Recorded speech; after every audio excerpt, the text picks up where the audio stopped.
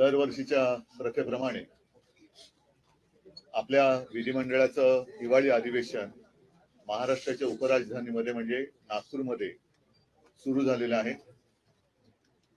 नुकत्याच निवडणुका पार पाडल्या, त्याच्यानंतर नवीन सरकार महाराष्ट्रामध्ये आलेलं आहे.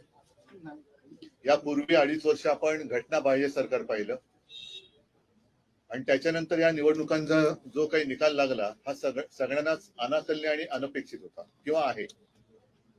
त्याच्यामुळे जनतेत या सरकारला ईव्हीएम सरकार म्हणतात. तर अशा या जनतेच्या शब्दात ईव्हीएम सरकारचं हे पहिलं अधिवेशन आहे. साहजिकच आहे, या सरकारला आमच्या शुभेच्छा आहेत.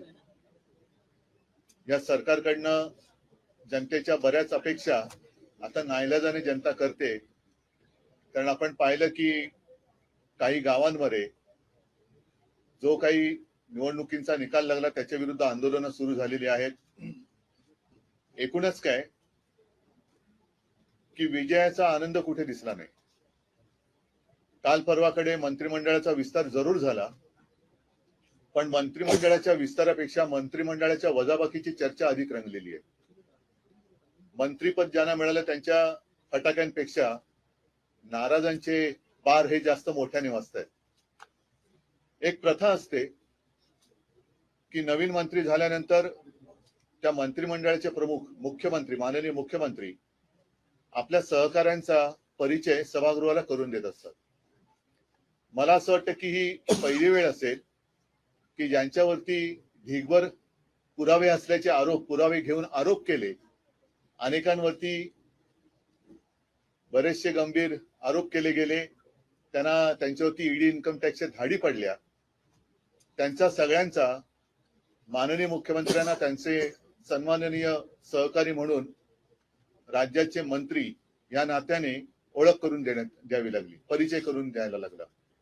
हे कोणतं सरकार आहे, कसं सरकार आहे? आणि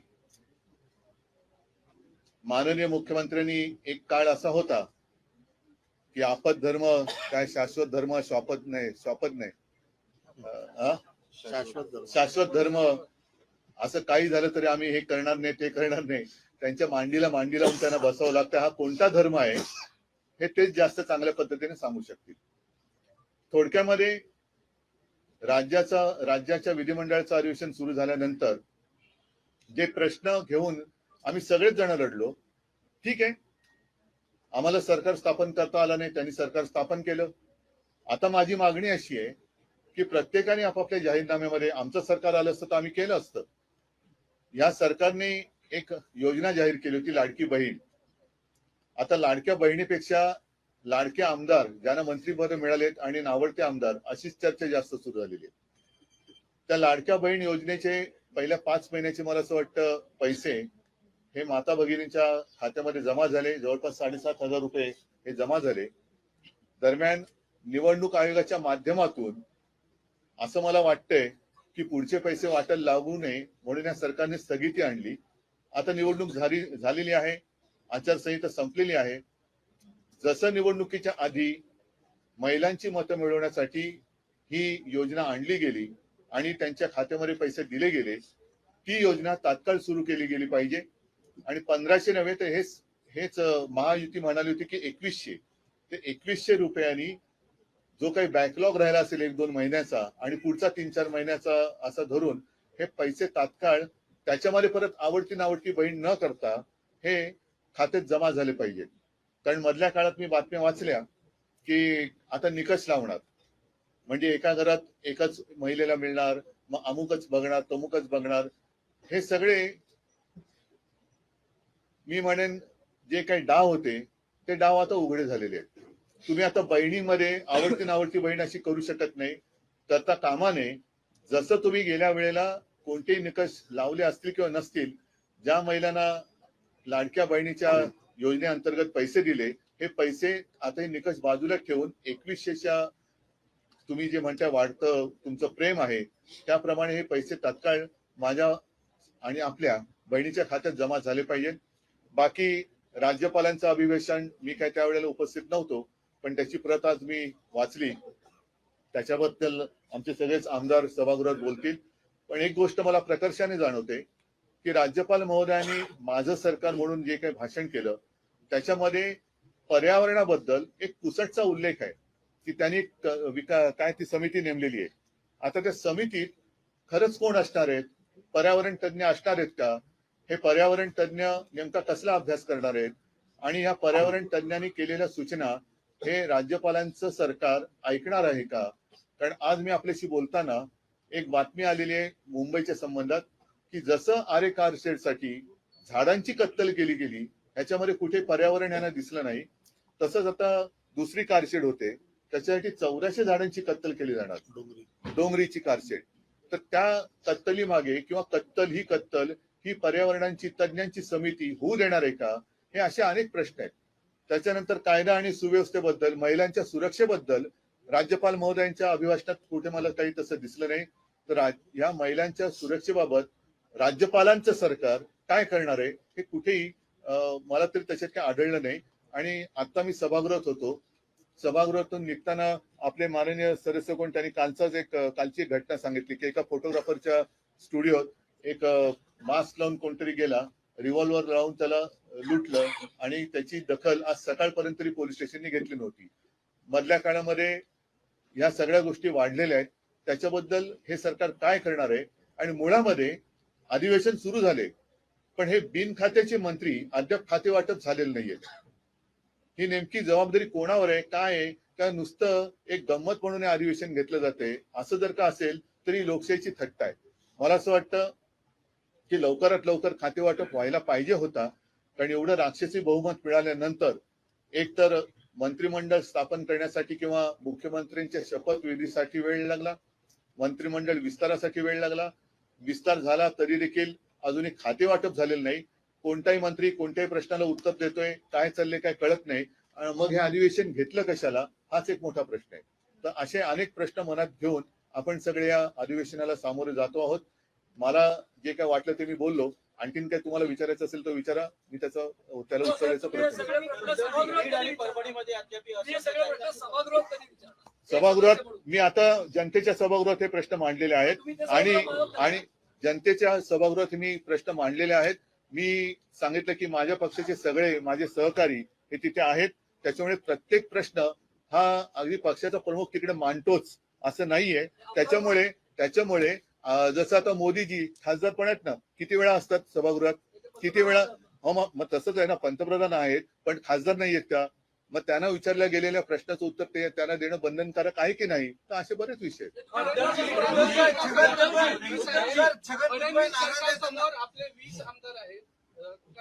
फडणवीसांसमोर 20 काफी आहे.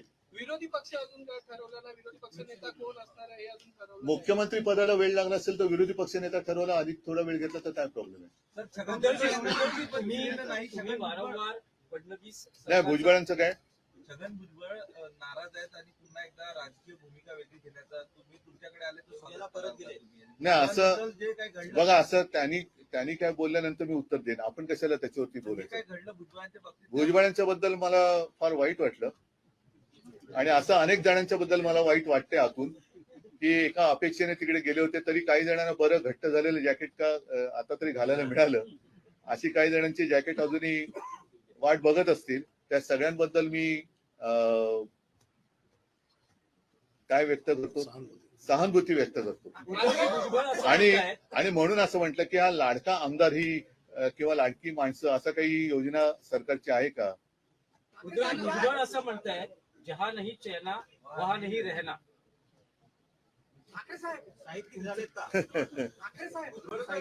काय झालेलं आहे की या सरकारची झाली दैना, त्याच्यामुळे तिकडे काही चैना महिना काही होणार नाहीये. तर वहा नाही रहना हे त्यांचं योग्य आहे.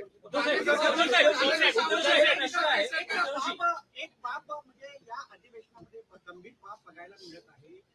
2023 पर्यंत या पासेसवरती राजमुद्रा असायची, परंतु आता जे पासेस वितरित करण्यात आले प्रेसवाल्यांना किंवा सर्वांना, यातून राजमुद्रा गायब आहे. या संदर्भात तुमचं काय? हे सगळे आपल्या लोकशाहीचे म्हणा, संविधानाचे म्हणा आणि आपल्या कारभाराचे धिंडोडे निघतायत. मी काल ऐकलं की लोकसभेमधले त्या संसद परिसरातलं बांगलादेशाचं युद्ध त्यावेळेला त्या ज्या काही सह्या झाल्या होत्या तो फोटो सुद्धा उतरवला गेला. आता तो फोटो का उतरवला हे आपल्या देशाचं शौर्य होतं ना. ते काही आपले सैनिक तिकडे शहीद झाले. त्याच्यानंतर आपल्या हिंदुस्थानने पाकिस्तानवरती तोंडी नव्हे तिकडे जमिनीवरती मिळवलेल्या त्या विजयाचं शौर्याचं प्रतीक होतं. तोंडी बोलणारे खूप आहेत. हम पाकिस्तान में घर में घुसकर मारेंगे, अरे मारेंगे कसले, जाकर केक खा के आते, पाकिस्तान में घुसेंगे और केक खा के आएंगे. पण तेव्हा पाकिस्तान म्हणजे आत्ताचा बांगलादेश जेव्हा पाकिस्तान होता तेव्हा पाकिस्तानात आपल्या हिंदुस्थानच्या फौजा इंदिराजींनी घुसवल्या होत्या आणि त्या घुसवून बांगलादेशाला वेगळं केलं होतं, स्वातंत्र्य मिळवून दिलं होतं आणि पाकिस्तानावरती विजय मिळाला होता. त्या विजयाचं प्रतीक असलेला तो फोटो काढून तिकडे कोणाचा फोटो लावणार आहात? आणि ते जर का ही लाज लज्जा शरम जर का या सरकारला नसेल, या म्हणजे इथल्या काय तिथल्या काय, ते राजमुद्रेचं काय, राजमुद्रा ही असलीच पाहिजे. फडणवीसांच्या सरकारचा ईव्हीएम असा उल्लेख करतात. मी नाही, जनता म्हणते. पण फडणवीसांनी त्यावर प्रत्युत्तर दिलेलं आहे. ते म्हणतात येस आमचं ईव्हीएम सरकार आहे पण ते every vote for Maharashtra, machine, every vote for machine, Maharashtra, machine, every vote for machine असं आहे ते. बीड आणि परभणी अजून शांतता आहे. हो, हो. त्यांचे विषय काय? त्याच्याबद्दल खरं म्हणजे सभागृहात आता आम्ही विषय मांडण्याचा प्रयत्न केला, परंतु मग सभापती महोदयाने सांगितलं, कारण कोणी उठून उत्तर देत होतं, काय जबाबदारी कोणावर आहे की नाही, गांभीर्य कोणाला आहे की नाही, आणि ते तशी उत्तर आम्हाला ऐकायची नाहीयेत. आणि म्हणून आम्ही तो विषय मांडल्यानंतर मग सभापती महोदयांना सांगावं लागलं की मुख्यमंत्र्यांना आम्ही आमंत्रित करते. आता बघू मुख्यमंत्री येतील सभागृहात, पण त्याच्याही पुढे जाऊन की आता एवढे दिवस झाल्यानंतर आज मुख्यमंत्री उत्तर देणार असतील तर तिकडे कारवाई कधी होणार? आमचे विरोधी पक्षनेते आमदार तिकडे जाऊन आले, त्या कुटुंबियांना पण भेटून आले, पण अजूनही त्या लोकांना न्याय मिळत नाहीये. आणि न्याय मिळणं ही घटना घडल्यानंतरची गोष्ट असते. मुळात ही घटना घडू कशी शकली आणि त्याच्यावरती सरकार काय करणार आहे?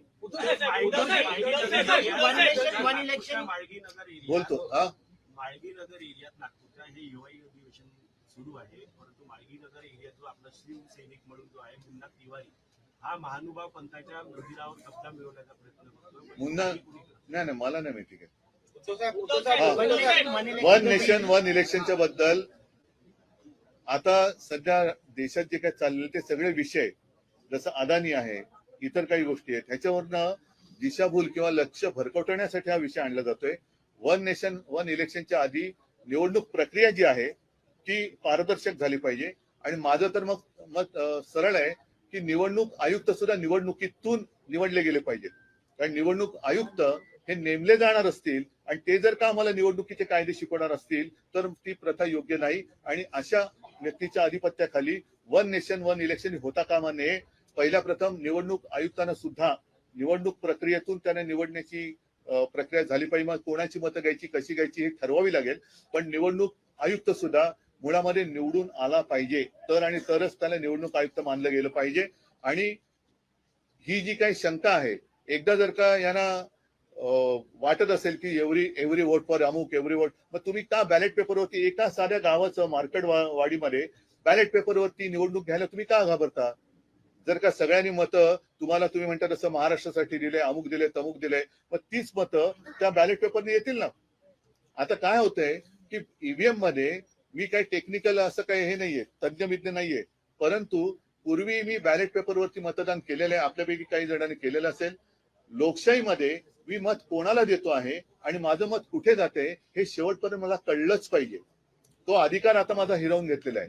कारण निवडणूक प्रक्रियेमध्ये बॅलेट पेपरवरती मी जेव्हा शिक्का मारायचो तेव्हा मला कळायचं की मी या व्यक्तीला या निशाणीवरती शिक्का मारलाय आणि तशीच घडी पडून ती बॅलेट पेपरमध्ये जायची. आता मी बटन जरूर दाबतोय, दिवा नक्की लागतोय की मला एखाद्या झू मध्ये दाखवावं तशी माझी रिसीट दाखवू द्या तुम्ही, ती कुठे जाते ती कळत नाही, ती मोजली जात नाही. आणि मत रजिस्टर कुठे झाले, कारण मत ते मोजलं जाते, व्हीव्हीपॅटच्या रिसिटीवरचं मत मोजलं जात नाहीये. त्याच्यामुळे ते मत कुठे नोंदलं गेले हे मला कळत नाहीये. त्याच्यामुळे मुळामध्ये मला असं वाटतं की लोकशाही किंवा मतदानाची प्रक्रिया आहे ही पारदर्शक असली पाहिजे. आणि ती पारदर्शक झाल्याशिवाय वन नेशन वन इलेक्शन होता कामा नये. कारण आता जे काय महाराष्ट्रात घडलंय ते महाराष्ट्रातल्या सर्वसामान्य जनतेला पटलेलं नाही. आणि हे पटलेलं नसताना त्याच्या डोक्यावरती निवडणुका अशा पद्धतीने लादू शकल्या जात नाहीत.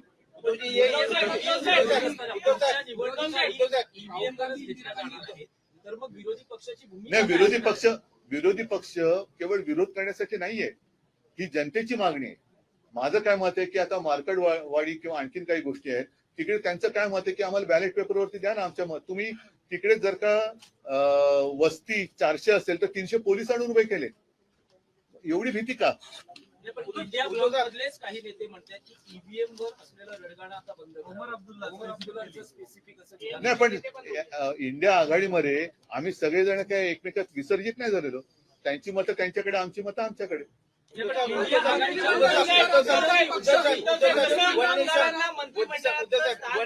एक मिनिट, एक काहीतरी एका one question at a time. आमदारांना काही मंत्री पद देण्याचं आश्वासन जसं दिलं होतं. नाही, मला असं वाटतं, तसंच मुख्यमंत्री नाही, ऐका. आश्वासन दिलं होतं. ऐका एक मिनिट. आता माझ्या बाजूला इकडे अनिल परब आणि संजय कोतनीस आहे. हे दरवर्षी सुप्रीमो चषक घेतात. तो फिरता चषक असतो. तसा मंत्रिमंडळातला फिरता चषक मी पहिल्यांदा बघतोय.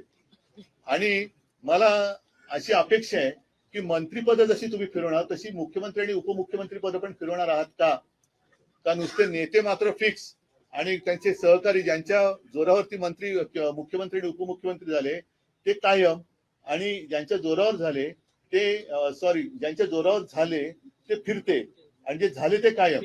तर मुख्यमंत्री आणि उपमुख्यमंत्री सुद्धा 2.5 वर्षांनी बदलणार का स्वतःचे नेते स्वतःच्या खुर्च्या बळकट करून त्यांच्या सहकार्याने खेळवणार आहेत?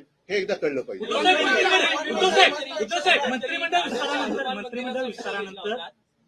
मंत्रिमंडळ विस्तारानंतर अजित पवार हे नॉट रिचेबल आहेत. समोर येताना त्यांची सवय जुनी आहे. सर मंत्रिमंडळ पुन्हा आता जर पहाटे बघा कुठे आहेत ते.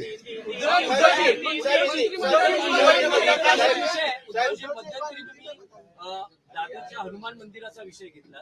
तुम्ही हिंदुत्वाचा मुद्दाही अधोरेखित करत आहात. तर त्यावर उपमुख्यमंत्री शिंदेचं म्हणणं होतं की हे काही टी शर्ट घालण्यासारखं आहे. ते जाऊ दे, ते घालतात ते पुरेसे आहे.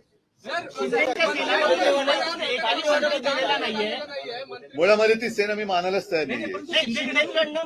मंत्री दिला नाही, आमदारांमध्ये नाराजी नाही, ती शिवसेना एसएनसी आहे, त्याच्यामुळे तो गट मी मानायला तयार नाही. एसएनसीला मी मानतच नाही. गटातून नाराज नाही, पण त्यांचा एसएनसी जो गट आहे तो गट मी मानत त्यांच्या पुरता मर्यादित आहे. ती शिवसेना नाहीये, तो एसएनसी आहे. चुनाव जो कमिश्नर है उनका भी चुनाव होना चाहिए, क्यों नहीं होना चाहिए? को लेकर आपकी क्या प्रतिक्रिया है? नहीं, मेरा कहना यही है कि 1 नेशन 1 इलेक्शन तो बाद में आएगी बात, लेकिन चुनाव आयुक्त का भी चुनाव होना चाहिए. क्यों नहीं होना चाहिए? अगर राष्ट्रपति जी का चुनाव होता है तो चुनाव आयुक्त का चुनाव क्यों नहीं होता है?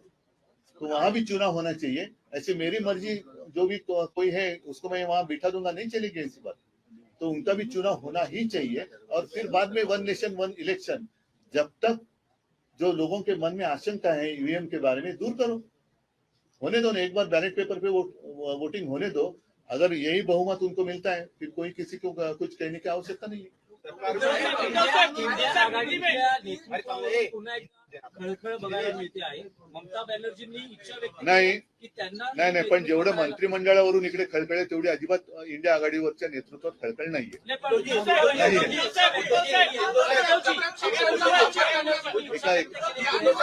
महायुतीने घटक पक्षांचा वापर करून घेतला आहे. मंत्रिमंडळाच्या विस्तारात कुठेही घटक पक्षातला नेता किंवा आमदार दिसत नाही. स्वतः नाही, काय एक लक्षात घ्या की नागपूर ही संत्रा नगरी म्हणून प्रसिद्ध आहे. आता ती सगळी होर्डिंग नगरी झालेली आहे. आणि या होर्डिंग नगरीमध्ये कोण विजयाचे शिल्पकार आहेत, कोण कर्णधार आहेत, कोण आणखीन काय आहेत, नेमकं लोकांना कळतच नाही. आपला भाऊ कोण, दादा कोण, आणि कर्णधार कोण, शिल्पकार कोण, ह्या सगळ्या गोष्टीमध्ये सगळेच जण एकमेकाचा वापर करून घेत आहेत. आणि आमचा वापर करून घेतलाय. जेव्हा गरज होती तेव्हा जवळ केला. आता तो त्यांचा प्रत्येकाचा अनुभव आहे.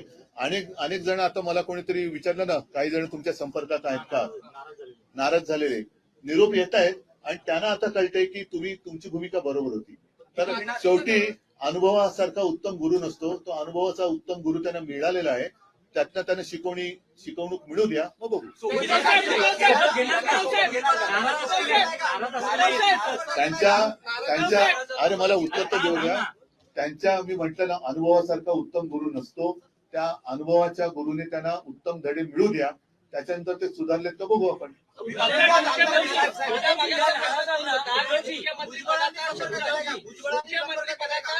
शब्द हा काही लोकांना दिला होता, परंतु जसा 2019ला तुमच्यासोबत पाळला नाही तसाच या वेळेलाही पाळला गेला नसल्यामुळे काही वेगळी.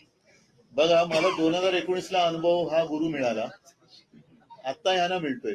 नाही, पण उद्धवजी जे नाराज आहेत त्यांना मातोश्रीचे दरवाजे पुन्हा मोकळे केले जाणार आहेत.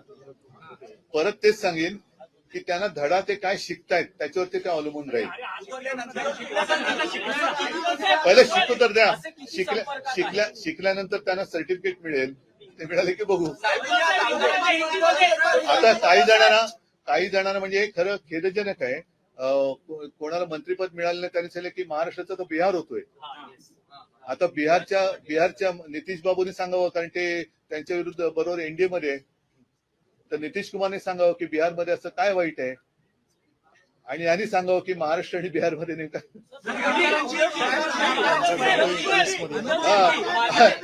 आणि त्यांचा जे बोलले त्यांचा जावई बिहारमध्येच होता. बस मला वाटतं आता शरद पवार मार्केटवाडीला गेले होते, अनेक नेते मार्केटवाडीला जाऊन तिकडची परिस्थिती बघितली आहे. तुम्ही स्वतः जाणार नाही, मी एवढ्यात नाही जाणार आहे, कारण एक मिनिट मला उत्तर तर पूर्ण करू द्या. मी एवढ्यात मार्केटवाडीला जाणार नाही आहे. जरा आणखीन बाकीच्या पण आमच्या ज्या काही गोष्टी चालू आहेत इतरत्र महाराष्ट्रामध्ये, कोण कोणाकोणाला काही त्यांच्या शंका कुशंका मांडायचे त्यांना मी भेटतोय. पण एक दिवस मी जरूर जाईन, आणि परत एकदा सांगेन की सगळ्यांनी मार्केटवाडीला जाण्यापेक्षा मार्केटवाडीमध्ये जे लोक राहत आहेत त्यांच्या भावनेचा आदर करा, आणि बॅलेट पेपरवरती त्या गावापुरती निवडणूक घेऊन टाकवा.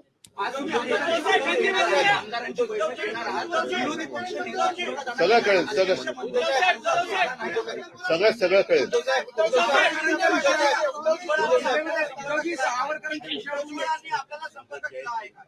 भुजबळांनी अद्याप संपर्क जरी केलेला नसला तरी भुजबळ हे अधूनमधून माझ्या संपर्कात असतात. काय म्हणालात?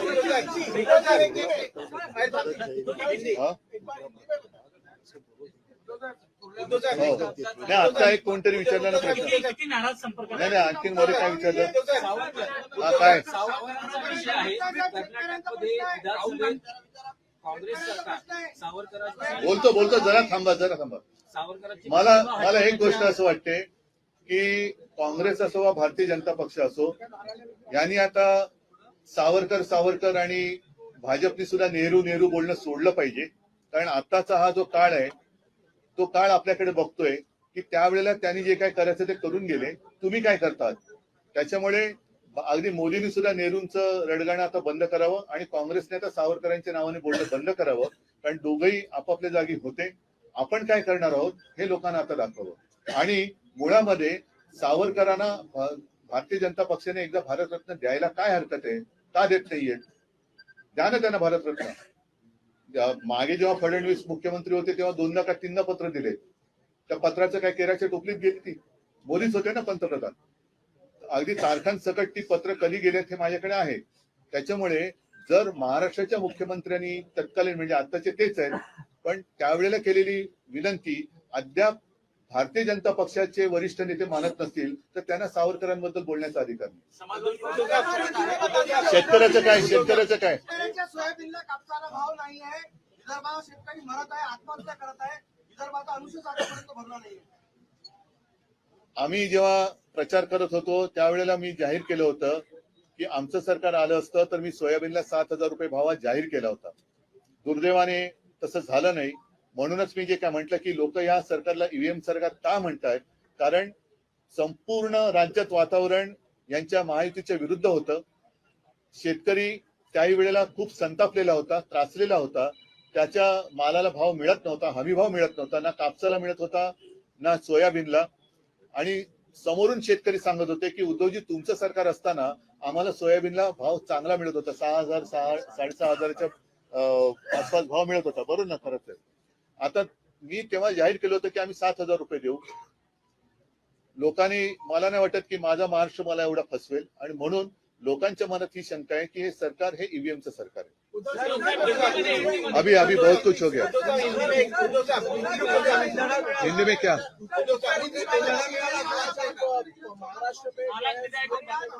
महाराष्ट्र में जो है विधानसभा सभा चल रही है, किस तरीके से सारी चीजों को देखते हो? अरे बाप रे, पूरा मैंने जो सारी बातें कही वो हिंदी में कहना अभी मुश्किल है. आप कृपा कर जरा ट्रांसलेट करके लीजिए. नाराज जो है कई छगन भुजबल जी से लेकर कई लोग नाराज है. कोई बोलता है कि उत्तर भारतीय को प्रतिनिधि या कोई बोल रहा है बिहार बन रहा है जाति को लेकर. अभी सरकार चलाने दो, उनको पता चलेगा. मेरे बारे में जो कुछ कहा करते थे, अब वो इनके बारे में क्या कह रहे हैं सबके सामने आपके माध्यम से आ रहा है, तो आने दो.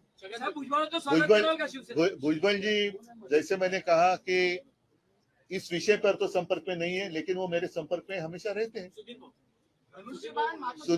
सुधीर भाऊ मुनगंटीवार बोलूया. धन्यवाद सगळ्यांना. जय हिंद, जय महाराष्ट्र. अगर आप ये वीडियो YouTube पर देख रहे हैं तो हमारे चैनल को सब्सक्राइब कर बेल आइकन दबाएं और Facebook पर देख रहे हैं तो हमारे पेज को लाइक करें.